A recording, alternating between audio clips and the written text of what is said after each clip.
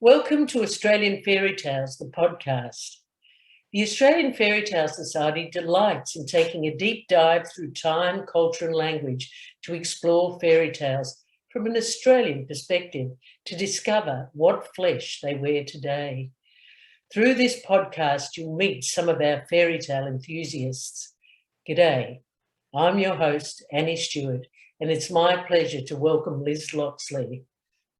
First and foremost, I would like to acknowledge the traditional owners and the elders, past, present and emerging, of the land on which I stand, which is that of the Yagara and Turrbal people in Brisbane.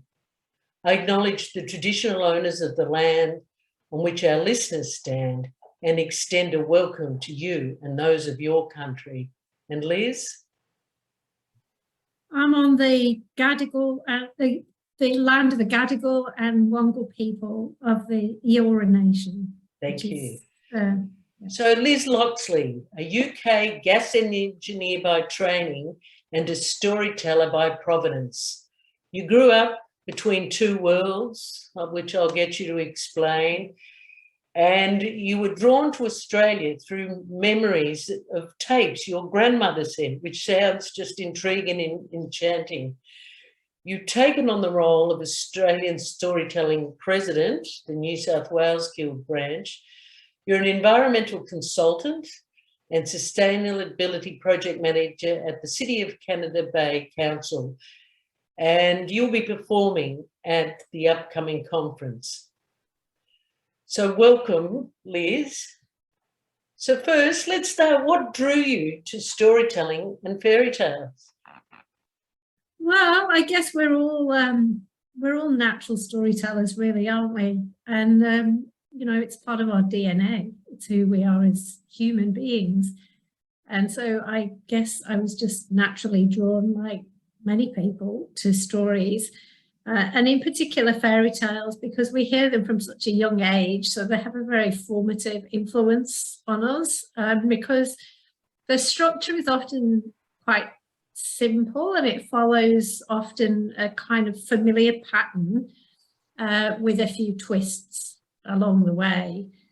And in terms of storytelling, then I guess the things that I've always been interested in, listening to people talking, and the way particularly older people just naturally weave in many stories, as we all do. But, you know, that's something that I can really remember as a child, listening to the adults talking and always being quite intrigued to hear, you know, what life was like for them in the old days, whenever the old days may have been, and how that might be similar or different to the world that I was growing up in. Which is interesting because you say you were born between two worlds. And when I think of Manchester, I think of red brick. And then also your Norse ancestry and the Fens. Can you explain those two worlds to me? Yeah. So I grew up in Manchester, quite close to the centre of Manchester. And as you say, it's a red brick kind of place. It was the first industrial city in the world. It invented capitalism, communism, and lots of other isms. So it's definitely a place of industry and new ways of thinking. And in contrast to that, I was very fortunate because my family bought a holiday house, well, a stone cottage in the Yorkshire Dales in a pretty remote part of England. And it was so remote that the people who lived there, many had never actually left that valley in their whole life. And to travel to the nearest town from the particular sort of hamlet where our stone cottage was, you know, it might have been, say, about 10 or 15 miles, but that was the furthest that they ever travelled. And they spoke a dialect that had a lot of Norse words in it, from the days of, you know, when the Vikings came. And so it's still a very traditional place, and, you know, people farmed in quite a traditional way. There were lots of wildflowers growing in the meadows in summer.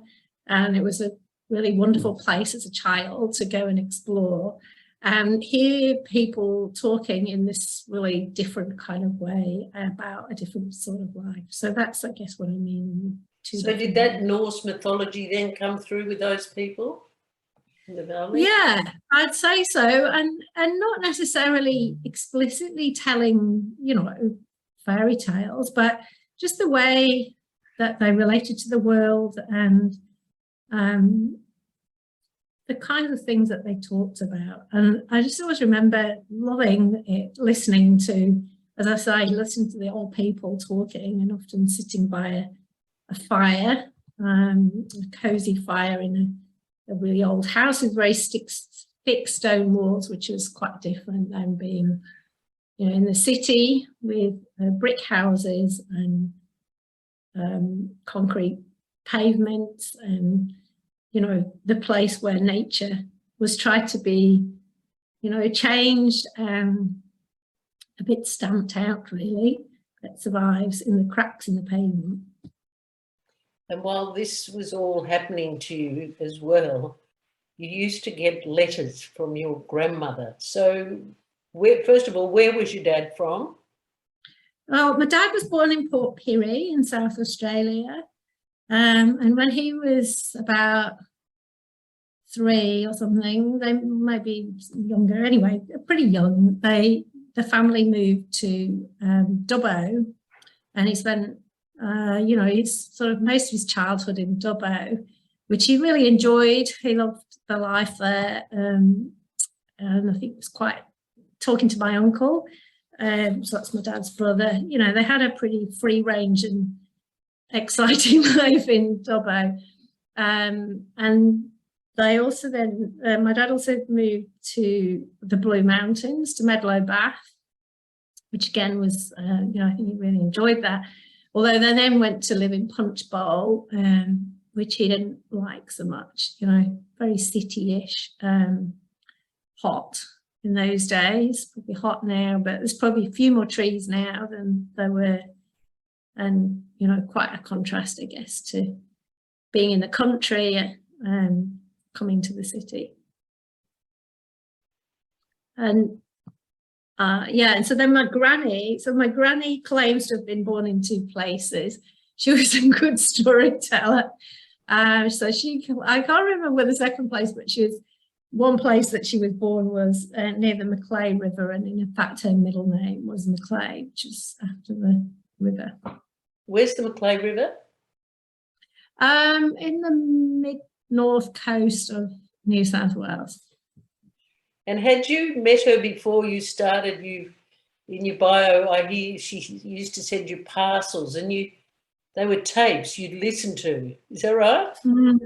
Yeah, so she came out to visit us a couple of times when I was quite a small child, and then after that I don't know, sort of, I suppose in the mid-70s, she must have invested in a tape recorder and decided to record herself telling us stories of her growing up in the bush in wherever it was that she lived. And I know she lived near Bathurst, actually, for quite a lot of her childhood.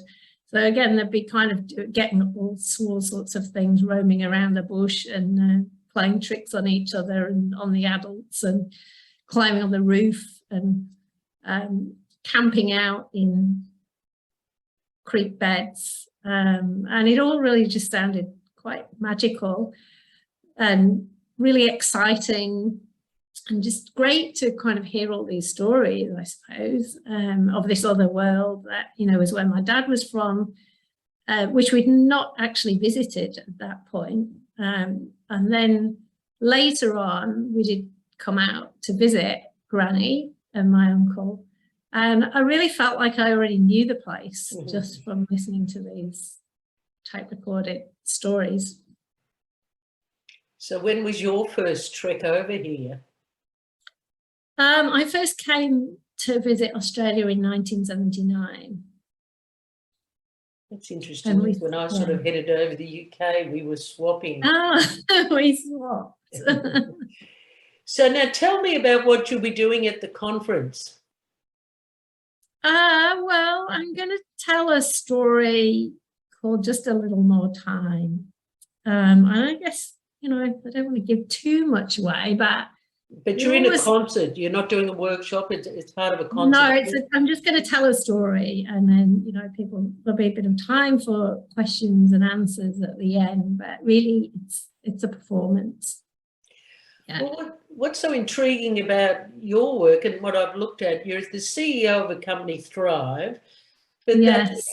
your environmental and sustainability work, it's all part of the storytelling. Can you tell us a little bit about that? Yeah, well, I guess my early part of my career, I was quite good at science. And I, grew up in Manchester, industrial place. But I was always really interested in the things that I suppose keep our way of life going, but are not necessarily in the forefront of people's minds and are a bit hidden from view. And one of the things that always intrigued me was infrastructure and things like energy systems, water systems, democracy, finance. And so the first part of my career was definitely working in those things. So I trained as a gas engineer, and I used to boss men around digging holes in the road, installing gas pipes. And that was quite challenging to begin with, but then it became really quite fun once people kind of accepted me in that rather unusual role, because I was the first female gas engineer in Yorkshire. And then I went on to work in the railway, transport system, public transport. And that kind of led me to Australia because by chance, I sort of decided, I fancy a change. I've had enough of commuting, and I used to travel a lot from Manchester to London on the train, which was very exciting to begin with, and that gets quite tedious after a while. So I was looking for a change, and I kind of woke up one morning, literally in about 2 seconds in the morning. I thought, right, I want a change in life. What am I going to do? Okay, I've always wanted to work overseas when I'm older, and I thought, oh my God, I am older. Right, okay, better go. Where am I going to go? This is all in 2 seconds. Okay, well, I have all these Australian relatives and I haven't seen them for ages, so I'll go to Australia. No idea how to do that. Visas, jobs, how on earth would that happen? And then, as these things used to always happen to other people, but, maybe my fairy godmother was looking down on me that morning, because about 2 weeks later after that, I was at a conference and somebody said, do you want me to introduce you to this guy? And I said, oh, who's he? She said, oh, he works at New South Wales Railway. And I said, yes, I want to go there. So he just kind of asked me what I did and said, yeah, we need them, you can come. So got a job out here. So sort of started out in the railway, and everyone was talking about money all the time, and treasury this and treasury that. And I thought, oh God, this sounds exciting. I bet they have gold ingots and things lying around on the desk. And, that sounds fun. I'm going to go work there. So I applied for a job at Treasury, and amazingly, I got that, and was rather disappointed that I don't actually have gold ingots lying around on the desk. And it's a bit more serious and a bit more accounting oriented, but it was still very interesting. And there's lots of stories I could tell about that. But how did I get onto storytelling? So after that, I went to work in climate policy was then, well, it's the Environment Department of New South Wales. It's always changing its name. And sort of trying to write all these climate policies and rewrite them, and people were never really happy with it. And I kind of thought, it's not a technology problem, it's not a economics problem, it's a story problem. We're sort of stuck in this story that, you know, we have to just keep burning fossil fuels and there's no way out. That's just what we have to do, even if we kill ourselves in the process. And so I kind of thought, well, how can I tell a better story? I'm going to go and do some training in that, and, you know, did a few different things, and eventually thought, right, okay, I need to actually learn this storytelling, the oral storytelling tradition, and thought, okay, I have this kind of dream that I'm going to do this in a fairy tale village in Italy. I'm going to make pasta and learn about storytelling. So I Googled storytelling courses, Italy, and came up with a course run by the School of Did you have the Storytelling. language, Italian already? No, but I just like Italy. And No, that's I'm just checking. Yeah, I like the language, but I don't speak Italian. So I went, had no idea who these people were, went to this indeed fairy tale village in Italy, did a course with Roy Galloway and Giovanna Conforto from the School of Storytelling. And that's kind of how I started doing oral storytelling. How intriguing, but all these things have sort of contributed to your storytelling, haven't they? So there's quite a depth there that you bring to the art of storytelling. And so do you think you're influenced by Australian fairy tales or your old English sort of fairy tales, or it's all mixed up in there? All mixed up really, isn't it? And you know, and I think, well, since I became a member of the Fairy Tale Society, I was quite intrigued, being, you know, a bit of a data nerd amongst all these other things that I do. It was, you know, quite like a bit of data analysis and sorting things out into different, you know, categories.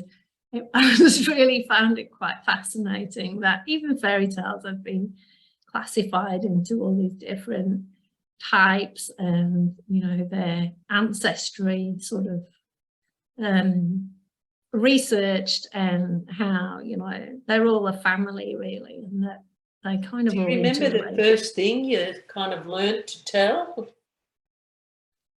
Oh, well, the first thing I did when we did the storytelling in Italy was, you know, they have this process that they use in the storytelling School of Storytelling, where they have a number of pieces of paper on upside down at the start of the course, and you choose one, or they say it chooses you. And so there were a range of fairy tales sort of linked to the area, and I had one about St. Francis of Assisi, because birds and the animals. Yeah, well, I just got that, but, you know, like, it was like, oh, I actually like St. Francis, but it's very relevant. And the pilgrim's way of St. Francis goes through that village, so he was kind of connected to that village. And I do like wolves too, so there's a wolf in the story. So I told that story, so we had to practice it, you know, as part of the course. And I said at the end, oh, we're going to do a little story festival, and you know, we'll tell stories around the village, and, you know, members of the public will come along and enjoy these stories, and be like an evening, and there'll be food, and you know, it's as I say, it's a very fairy tale like setting, and I was really surprised to find that they'd invited, had done a media release about it, and this TV crew showed up. So I actually got filmed by, I don't know, some Italian TV crew telling that story. Before we move on, we're sort of coming to the end of our time together. Loxley, there's Robin of Loxley, Robin Hood. Now, where's your surname from? Is that any connection? Oh, well, there's a story, of course. So, well, you can tell me this at the conference if you like. Yeah, I'll tell you at the conference. Yeah, it's, yeah, maybe my real name is not Loxley, actually. Maybe it's something else. Ah, there you go. Well, this October, the conference is considering the theme Australian fairy tales, flesh or fossil. Yeah. Was there anything that interested you about the theme? What was it that interested you? Well, I guess it's that you could interpret that in many different ways. But for me, I guess one of the things that